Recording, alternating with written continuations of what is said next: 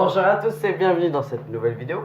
Aujourd'hui je vais vous parler d'un mythe, le mythe d'Orphée. Je pense que vous le connaissez, de toute façon vous allez l'étudier en quatrième et vous en parlerez pendant toutes vos années de collège, je pense aussi. Donc sans plus parler, je vous laisse avec la suite. Bonne vidéo.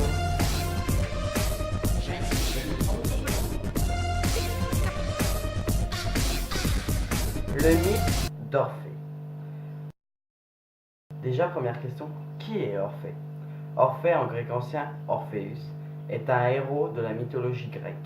Il est le fils du roi de Thrace et de la muse Galliope. Il était poète et musicien. Il était considéré comme un prophète et a inspiré un mouvement religieux appelé orphisme, l'instrument d'Orphée. Orphée était connu pour lui et sa lyre.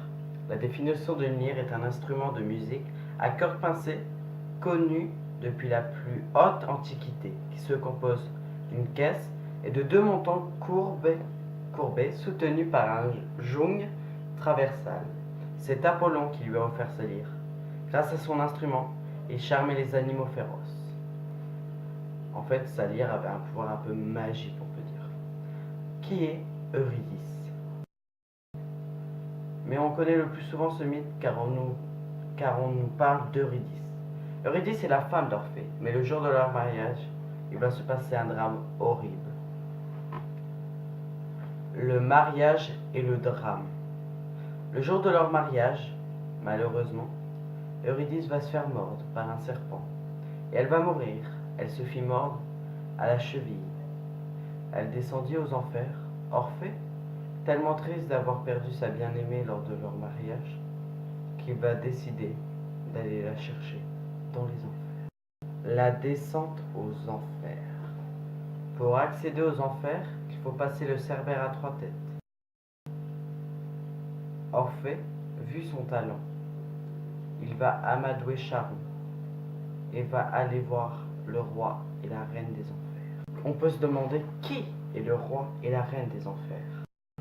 Le roi est Hadès et la reine Perséphone. Hadès est le frère de Zeus. Il règne sur les souterrains, le monde des morts, les enfers. Perséphone est la fille de Déméter et de Zeus. L'accord pour repartir. Orphée, grâce à son chant, va faire réfléchir le roi et la reine des enfers. Ils acceptent. Mais s'il veut repartir avec, il y a une condition. Le chemin du retour. La condition est que sur le chemin du retour, il n'a pas le droit de se retourner, de lui parler à Eurydice. C'est-à-dire que sur la route, il n'a pas le droit de la regarder, de lui dire ça va, rien. Ils se tait, ils avancent. Ils font la route, et en étant presque arrivés à la fin, Orphée voulut vérifier si c'était bien sa femme, si c'était bien sa bien-aimée qu'il avait entre ses mains. Mais comme il s'est retourné, cela vira plutôt au cauchemar. À peine l'action était faite qu'elle se faisa engloutir dans un trou pour repartir dans les enfers. Orphée perdit sa bien-aimée à tout jamais.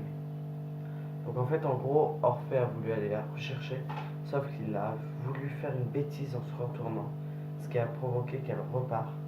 Et du coup, ce qui a fait que elle est repartie dans les enfers et pour tout jamais, quoi. Il ne pourra plus la voir. Voilà, c'est fini pour lui. Donc pour moi, c'est tout. Donc tout ce que j'ai dit dans cette vidéo, c'est par rapport au site Wikipédia et à mes connaissances personnelles du collège. Donc merci d'avoir regardé. À la prochaine pour une nouvelle vidéo. Bisous.